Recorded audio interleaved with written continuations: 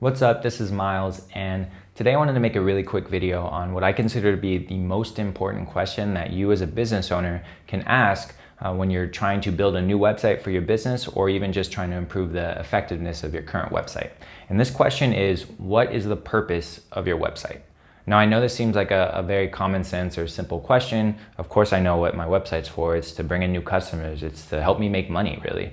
And that's good that you might have a general idea, but from working with clients and just seeing tons of business sites online, I think that a lot of business owners are not actually putting the proper thought and preparation into figuring out the answer to this question, and it's going to cost them a lot of time and money from what they invest into building the website, and eventually it's just going to cost them because it's not going to produce the results that they could be getting from their website.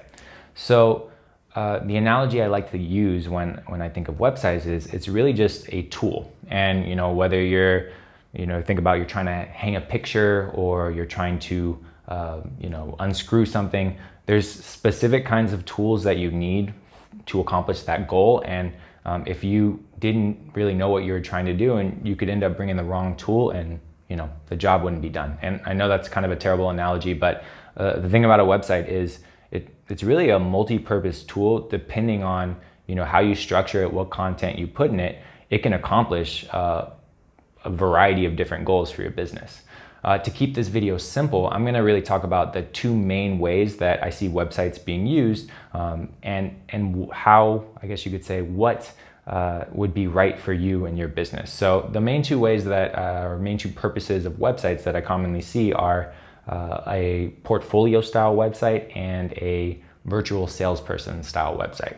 Now, a portfolio style website, these are usually websites that are very design focused. They're typically, they're beautiful, which is good. I think any website can be beautiful, and that helps a lot, but that's the main focus of the website. They're there to present past work, to present an image to customers, and they can be really effective, especially for companies or businesses in creative fields. So if you're a graphic designer, an architecture, interior designer even, or maybe even you're just a company that has a really big brand awareness with a specific style, you can get away with having not a lot of information on your website, or maybe not having a certain sales structure in your site, but just presenting the right images, presenting the right feelings to your customers. That can be really effective. The problem comes along is when you don't have a business that is very in a creative field, or that you don't get a lot of word of mouth or brand recognition. If you have a website that uses those kind of same focuses, it's not going to be effective for you. So we can take the example of a moving company, which I talked about in my last video. If you're a moving company, while you want to have a website that looks great and looks professional, having just mainly beautiful images on your site or focusing on the design, that's not going to really set you apart from a different moving company, because that's not what people looking for a moving company are looking for on a website. They're looking for information. They're looking for how you can solve their problem. So that brings me to the second style of website, which is a virtual salesperson style website.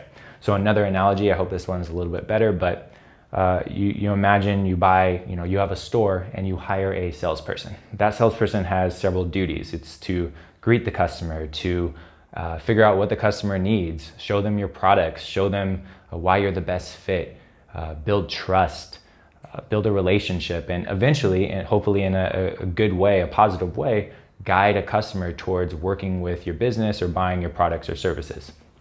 Now, a website, if structured properly, if it has the right content and the right focus, can do those exact same things, except instead of doing it 40 hours a week with vacations and things like that, it can do it for you 24/7, 365.